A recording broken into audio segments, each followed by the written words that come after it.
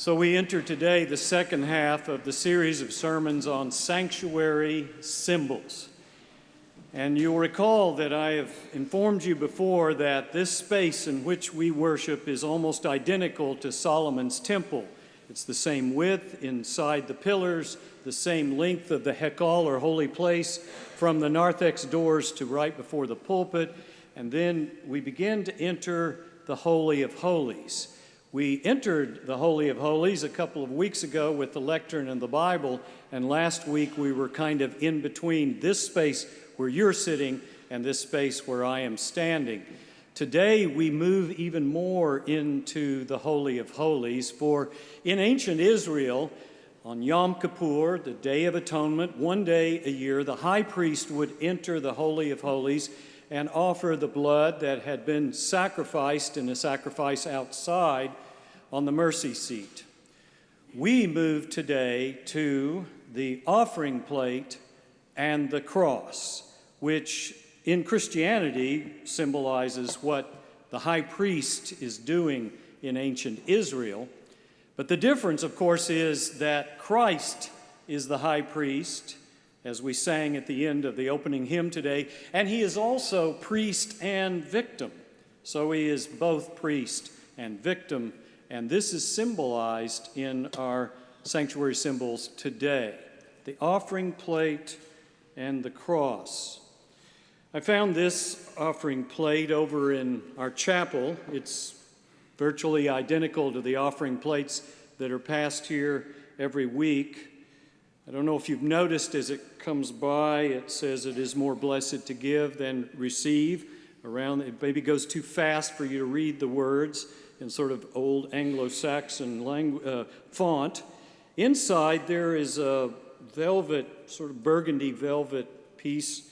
And I noticed that only in this one that was in the chapel and only in one of our offering plates that will be passed later, this velvet piece has a cross in it as well.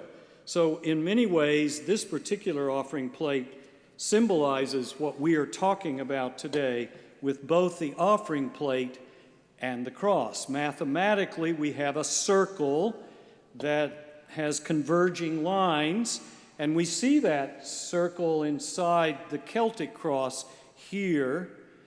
That circle representing the nimbus that you'll see on, or halo, on many of the views of Jesus in many of our stained glass windows. Just look around wherever you want. They all have a little nimbus or halo. But this circle also represents the cross to the pagan sun god, S-U-N, and Christianity decided it was going to overtake that pagan sun god, and this Son of God, S-O-N, was going to be more powerful than the sun god. And so at the time of St. Patrick, this Celtic cross was designed in Ireland. There are no real examples from the time of St. Patrick, but we see them all over Ireland and Scotland. This Celtic cross is famous around the world, and it's very historic for us to use it here today. We see also in this circle the offering plate. I want you to think about this as God's way of, in essence, putting a wedding ring on our fingers, reminding us of our baptism and when we joined the church, just like the baptism here this morning. Reminding us that God is constantly reaching down to make a relationship, to show God's love for us. We see it in Michelangelo's famous finger of God touching the finger of Adam in the creation picture that Michelangelo did.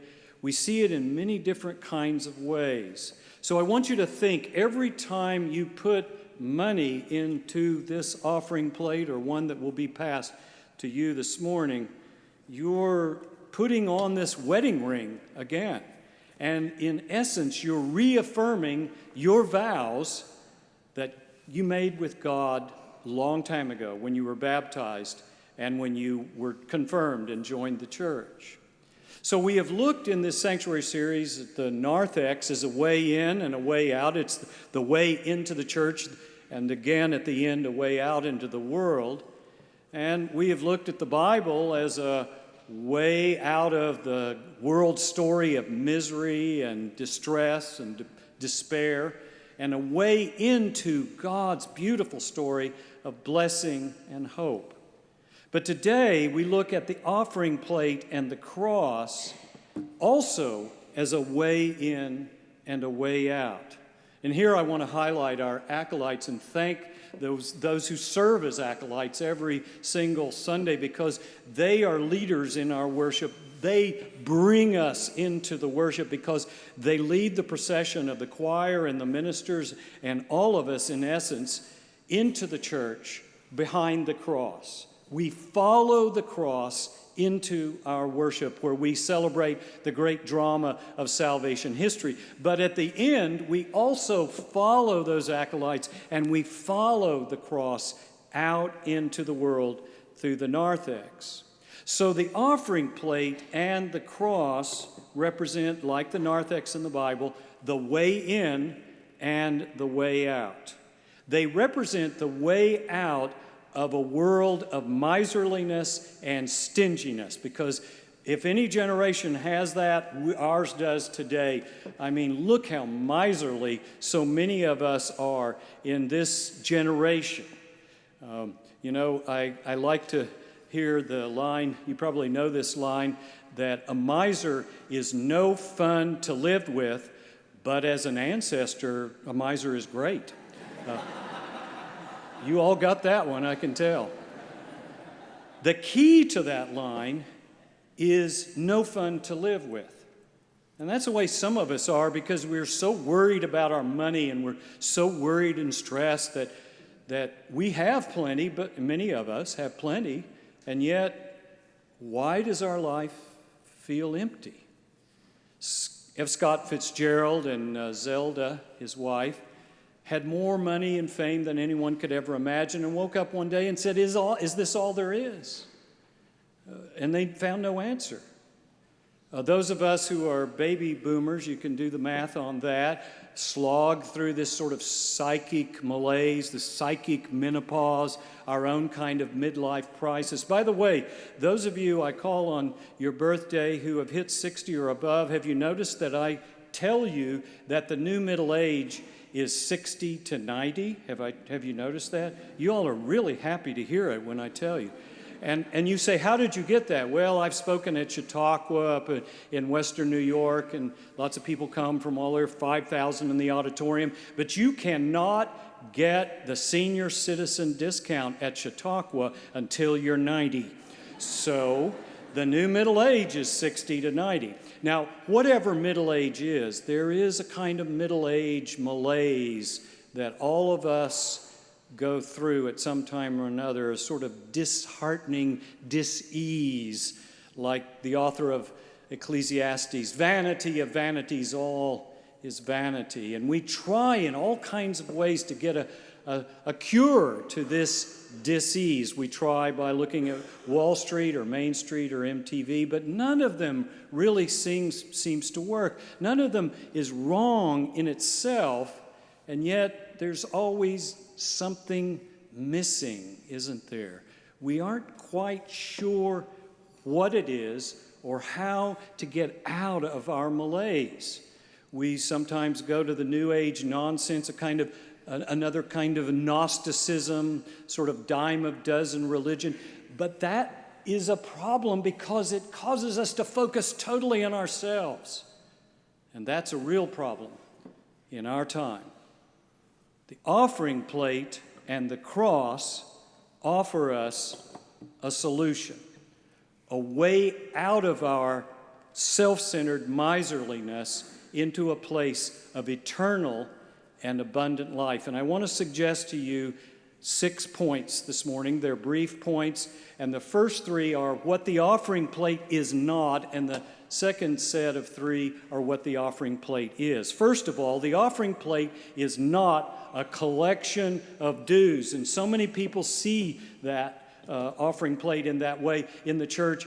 Maybe they have Jewish friends and they know at the synagogue they pay dues, or they belong to a different club and they have to pay dues for those clubs. And they tend to think of the offering plate as a collection of dues. You know, pay up or shut up. Pay up or you don't get a funeral. Pay up or you don't get visited in the hospital. Pay up or we don't have a baptism. Pay up or we won't marry your child in a wedding. Pay up or shut up is the way some people think of the offering plate. Some even look at heaven and hell that way. Pay now or pay later. You know, I mean, there are different ways of looking at this, but many people are turned off by that kind of wrong-headed works righteousness that the Pharisees love to push. I remember seeing a cartoon a while back, a Peanuts cartoon. Charlie Brown is offering a dish of dog food to Snoopy in the first frame and says, "Major funding for this meal was provided by a grant from your family." In this next frame, Snoopy is looking down and sort of thinking about it. In the next frame, you see what Snoopy says to himself, "If they have a pledge night, I'm leaving." And that's the way a lot of people feel. If they have a pledge night, I'm leaving. You know, I don't want to, this is a collection of dues. Or the other cartoon where the ushers are stuck out in the middle of the aisle during the offertory. They're on the phone. They've got their Visa and MasterCard machines. And one preacher says to another, "These credit card checks just slow everything down." That's a problem. When we see the offering plate only as a collection of dues, because it is not. The second thing it is not is a public matter. No, it's a private matter between you and God. Oh, sure, it's a matter of budgets and dollars and cents and how much the church needs for salaries and programs and all kinds of things, you know, copy machines or whatever. But ultimately, it is a personal matter between you and God. It is an answer to the question, how is it these days between you and God? It's a barometer of your faith. It is a measuring stick, if you will, on how you're doing with God in your relationship to God. That's a very personal, that's a very private, it's not a public matter. In the Middle Ages, they called the offering, and particularly the prayer over the cash, a super oblata. Oblata coming from the word oblation, which means offering. It's part of the Eucharistic prayer. In the Eucharistic prayer, we have the Sanctus, where we sing Holy, Holy, Holy. We have the Epiclesis, and we have the oblation, the offering up of ourselves, even as Christ has offered himself up on the cross. And super means above or over. Super oblata was the prayer over the cash in the Middle Ages, but it was also called a secreta, the word secret with an A on the end, and that meant that it was a very personal and private thing between you and God. It's not a public matter, this offering plate.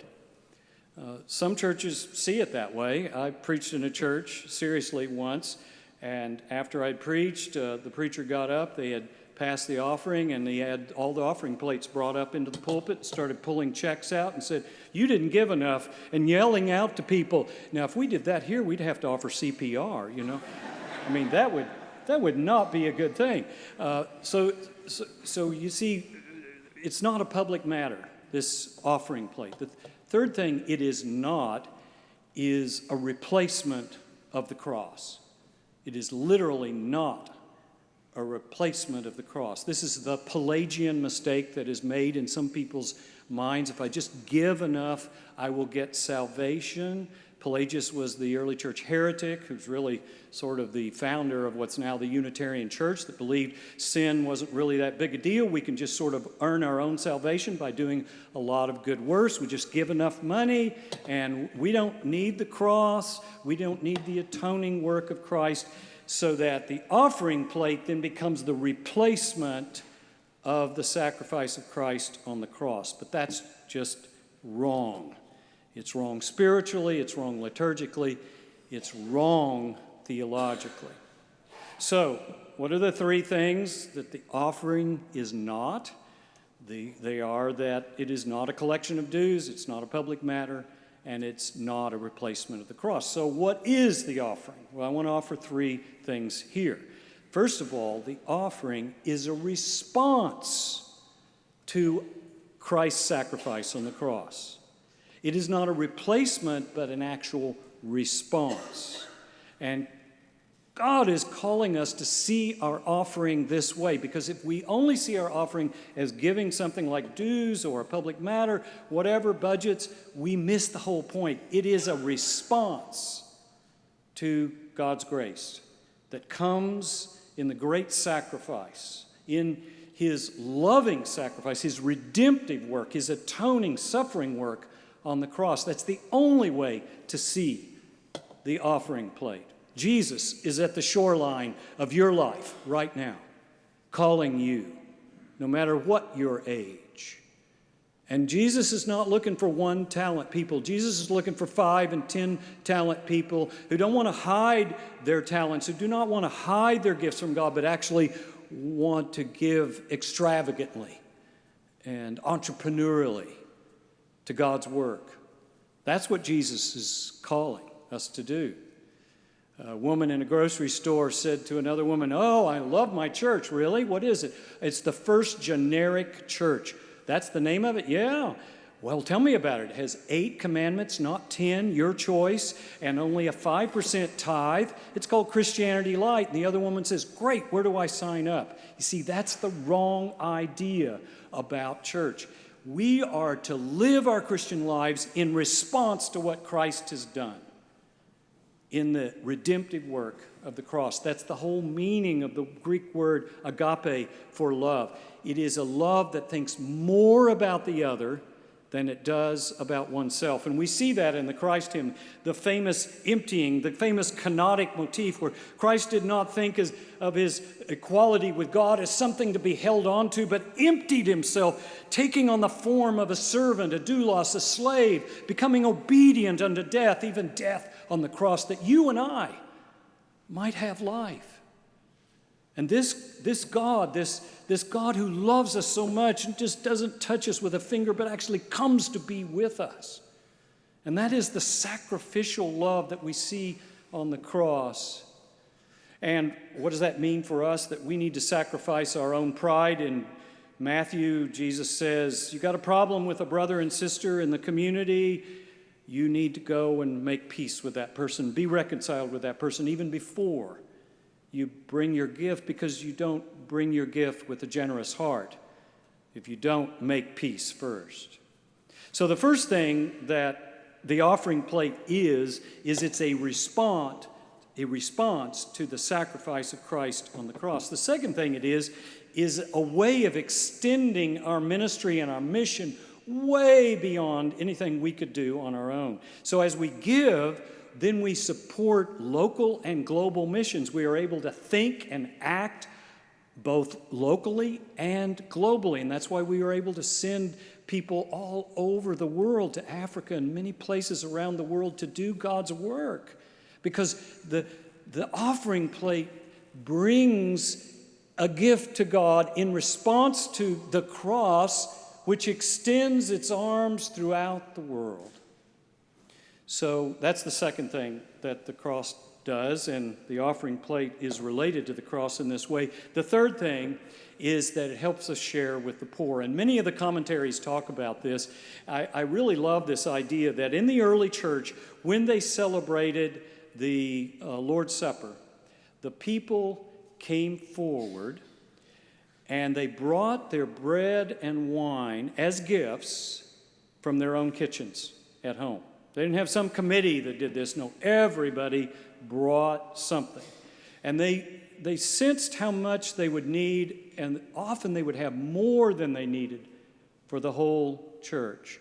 And so they would say, well, let's go help some poor people, and they need some food. And then they realized this is a great idea, and they brought more and more, so that this whole idea of the offering plate, of the bringing of our gifts, started in the early church as the way in which we shared our resources with those who were in need. And often they would say to deacons and elders, well, wait a minute, don't some of these poor people maybe need some food and maybe some clothing? Maybe they need more materials than we're bringing. And that's how that whole ministry of helping the poor and the kinds of things IPC has been doing for its whole 101 years is going out into the world, because the offering plate is a response to the cross of Jesus Christ. So you see, if you think about your offering only as just, I'm giving some money to kind of pay for the church bills, you're missing the point. When you walk into this place, you walk toward this cross right here every single Sunday. And I want you to stop and think about how you have viewed the cross throughout your life. How do you see the cross even now? What is your relationship to what God has done for you and me in Jesus Christ? Until you see that and begin to understand that, this offering plate will just, I'm throwing some money in this little circle right here. How do you see the cross yourself? Do you see it, as many people do these days, as something very negative? Oh, man, I just wish Christianity could be more positive. Why do you have this awful thing with this death of Jesus? I don't like that negative stuff. Well, I mean, if that were true, then why do we put so much emphasis on it? I mean, we put a lot of emphasis on, Christmas Eve is amazing in this place, and we put a lot of emphasis on the babe, on Christmas, Christmas night and Christmas morning. Put a lot of emphasis at Easter on the risen Lord, and both of those are incredibly important. But if they are ultimately important, then why don't we put a manger on the top of our churches or on our communion tables? Why don't we put some little picture of an empty tomb? No, we put the cross. Why? Because it is the symbol of Christianity. Definitely an empty cross. It is a symbol of Christianity, and it is a symbol of the transforming power of God to turn death into life and war into peace and despair into hope and pain into purpose. It is the symbol, this symbol of execution, this guillotine, this hanging tree, is the symbol that turns heartbreak into daybreak. So, the offering plate and the cross, the crux of our theology and the turning point of our very lives. Thanks be to God for giving us both the offering plate and the cross from this day forth and forevermore. God bless you all.